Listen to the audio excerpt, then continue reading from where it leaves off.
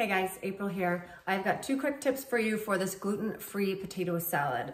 First of all, it is delicious. That's not a tip, but it is just good to know. So the most important thing is that you don't overcook the potatoes. Like, ew, nobody wants overcooked potatoes. And mushy potato salad, gross, right? So I just want you to be careful when you're cooking the potatoes not to overcook them. If you're using the ones I recommend for this recipe, it's like the baby ones, the little mini ones. You do not have to peel them.